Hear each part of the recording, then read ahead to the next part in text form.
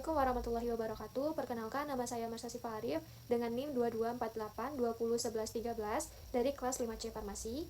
Baik, di sini saya akan menjelaskan hasil PowerPoint saya dengan materi teori sel, organel sel, dan siklus sel dengan dosen pengampu Bapak Hari Adi Saputra, MSI. Baik, langsung saja ke videonya. Baik, langsung saja ke slide pertama di bagian teori sel, pengantarnya. Sel sebagai satuan terkecil dari makhluk hidup, itu sel memiliki organel dan sistem organisasi. Sel yang melakukan metabolisme, sel yang menyusun jaringan setiap organ makhluk hidup atau organisasi kehidupan. Sel jaringan, organ, sistem, organ, organisme, ada interaksi dan komunikasi antar sel. Perkembangan teori sel, menurut Aristoteles dan Paracelsus, hewan dan tumbuhan yang sangat rumit terdiri atas beberapa unsur yang selalu terulang dan tergabung dalam tiap tubuh makhluk hidup. Menurut Robert Hooke, tahun 1665, ruangan kosong seperti lubang kecil pada sepotong gabus yang diamati dengan lensa pembesar disebut sel, atau sela dengan pembatas diafragma. Perkembangan teori sel menurut Albert Kolker tahun 1858 adalah unsur histologi sperma dan ovum. Sedangkan menurut Virchow tahun 1858, suatu sel berasal dari sel yang lain atau mampu membelah. Proses patologis berasal dari sel. Menurut Schechelen tahun 1878, karyokinesis, dan menurut Waldeyer tahun 1890, penemuan kromosom. Fungsi sel diantaranya mengambil nutrisi, mengoksidasi, mengeluarkan zat sisa-sisa, transport senyawa, pertumbuhan, dan perkembangbiakan. Sedangkan bentuk sel diantaranya uniseluler, multiseluler, batang atau basil, bulat atau kokus, dan memiliki badan buah atau seperti mushroom, Diplococcus, Sarcina, Streptococcus, Staphylococcus, spiral, atau lain sebagainya. Untuk ukuran sel, diantaranya ukuran sel itu sangat kecil, yaitu mikromilimeter. Terus diperlukan mikroskop monokuler, binokuler, elektron, atau inverted dengan perbesar 100 kali ataupun lebih. Selanjutnya, panjang atau lebar sel dapat diukur dengan mikrometer okuler yang telah dikalibrasi dengan mikrometer objek. Sel eukariot, yaitu sel yang memiliki membran inti pada sel hewan, tumbuhan, dan manusia. Sel berukuran 1-1000 mikrometer dan lebih kompleks, multiseluler atau uniseluler, bersifat aerob, organel, kompleks, dan terbungkus membran. Struktur DNA dan sangat panjang membentuk spiral ganda pada inti sel. Mitokondria dan kloroplast RNA disintesis di dalam inti sel. Protein disintesis di dalam sitoplasma. Respirasi dilakukan pada mitokondria. Sel prokariot ialah sel yang tidak memiliki membran inti pada sel bakteri, cyanobacteria, algae, sel berukuran 1-10 mikrometer. Uniseluler aerobik atau anaerobik, organel tidak kompleks. Struktur DNA melingkar sintesis RNA dan protein pada tempat yang bersamaan di bawah inti pada sitoplasma ribosom di sitoplasma. Sel tumbuhan ialah memiliki dinding sel yang tebal yang tersusun atas selulosa, hemiselulosa, kutin, lignin, dan pektin. Memiliki kloroplast, plasmodesmata, vakuola, peroksisom, dan glisisom. Biasanya tidak ada nukleus, badan Golgi, dan lisosom bentuk sel kaku.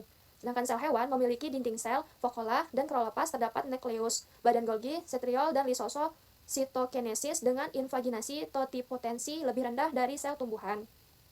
Sel bakteri, kapsul berupa lapisan mukus berkaitan dengan sifat patogenesis, flagel atau trichapili atau fimbriae berupa benang halus pada gram negatif.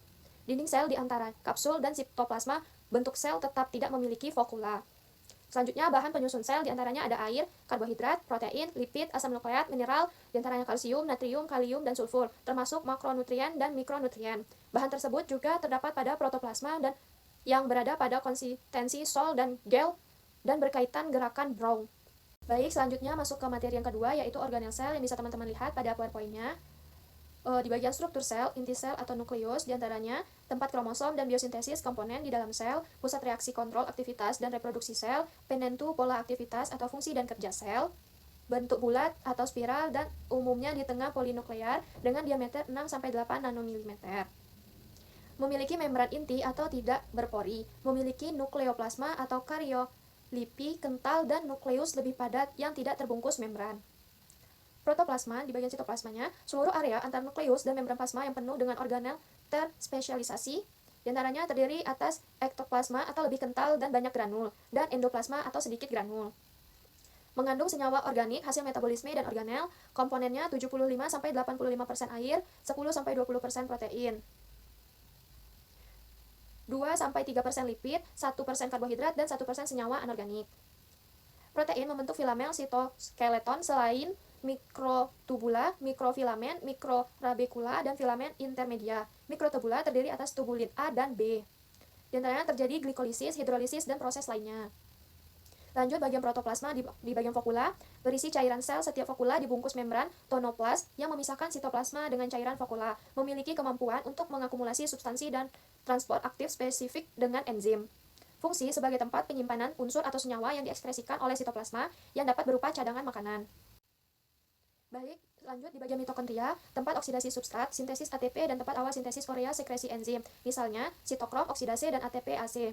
Bentuknya bulat memanjang seperti kapsul, dengan berbagai ukuran, biasanya dengan diameter 0-0,5 mu dengan panjang 7-10 mikrometer.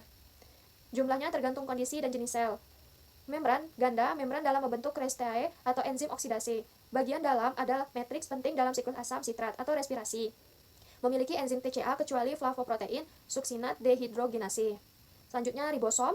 Ribosom mengandung asam nukleat yang berbeda dengan yang terdapat dalam kromatin pada inti sel. Tempat sintesis protein RNA melekat pada ribosom atau poliribosom sebagai alat cetak pembentuk polipeptida. Polipeptida ini dapat melekat pada organ sel yang bermembran, seperti retikulum endoplasma. Pada organ sekresi atau soliter terdapat juga pada sitosol poliribosom, ribosom yang tersusun berderet dan dihubungkan oleh semacam benang halus. Selanjutnya mesosom adalah RE pada sel jamur. Pada sel prokariota berupa pelipatan membran sitoplasma untuk memperluas permukaan dalam diperkirakan berfungsi dalam pembentukan dinding sel dan dalam pembelahan sel. Lanjut di bagian RE tadi atau retikulum endoplasma, itu protein yang dihasilkan dari rel antara lain adalah protein yang disekresikan keluar sel, protein integral membran, protein-protein khusus di dalam organel seperti protein di dalam Golgi, lisosom, endosom, dan vakula, makanan pada sel tumbuhan. SERP banyak ditemukan pada otot rangka, tubulus ginjal, dan kelenjar endokrin yang mengekspresikan hormon steroid. Selanjutnya, badan Golgi atau aparatus Golgi, organel untuk pembuangan dan pemisahan jenis-jenis protein intrasel fungsi berkaitan dengan transportasi protein keluar sel kompleks dekat inti sel dan berhubungan dengan RE, tempat produksi glikoprotein, pengatur aktivitas membran sel. Lanjut lisosom, fungsinya diantaranya ada sekresi enzim, fusi dengan mitokondria yang telah mati dan menjadi sitolisosom, fusi dengan vesikel pinositosis, fusi dengan fagosom, fusi dengan lisosom lain membentuk badan multivesikuler.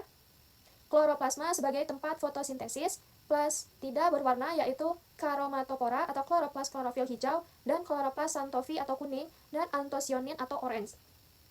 Plastida tidak berwarna leukoplas atau leukoamyloplas atau pati, eleiplas atau lemak atau proteinoplas. Sitoskeleton yaitu rangka sel untuk membentuk sel atau memberi bentuk pada sel, mengatur dan menyebabkan gerakan sitoplasmik yang beruntun dan berkaitan. Baik, selanjutnya masuk ke materi ketiga yaitu siklus sel yang bisa teman-teman lihat pada PowerPoint-nya. Di bagian pendahuluan, setiap organisme, baik uniseluler maupun multiseluler, berasal dari hasil pembelahan sel. Siklus sel adalah rangkaian kejadian terurut yang terjadi di dalam sel yang menyebabkan membelah atau menjadi dua sel anak. Proses ini penting untuk pertumbuhan, perkembangan, perbaikan jaringan, dan reproduksi. Selanjutnya, siklus sel eukariotik terdiri dari dua fase utama, diantaranya interfase, yaitu fase persiapan sel untuk pembelahan yang terdiri lagi menjadi dua, yaitu fase G1, fase 5 atau sintesis, dan fase G2 atau GAP2. Dan fase M atau mitolitik, yaitu fase pembelahan sel yang terdiri dari mitosis atau profase, metafase, anafase, telofase, dan sitokinesis. Selain itu, sel eukariotik juga dapat mengalami melasis. Melasis adalah jenis pembelahan sel yang dapat menghasilkan gamet atau sel sperma dan sel telur untuk reproduksi seksual. Meiosis melibatkan dua putaran pembelahan inti, meiosis 1 dan meiosis 2, yang menghasilkan 4 sel anak haploid.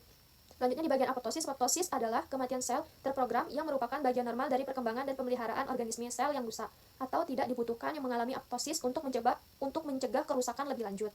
Selanjutnya gangguan siklus sel dan kanker. Gangguan pada sel dapat menyebabkan pertumbuhan sel yang dapat menyebabkan kanker. Sel kanker mengabaikan sinyal regulasi normal dan membelah secara berlebihan yang dapat membentuk tumor. Baik, itulah yang bisa saya dapat jelaskan dari materi kita tentang teori sel, organel sel, dan siklus sel. Semoga teman-teman semuanya dapat memahami apa yang bisa saya jelaskan pada PowerPoint-nya. Saya akhiri, wabillahi taufiq wal hidayah. Wassalamualaikum warahmatullahi wabarakatuh.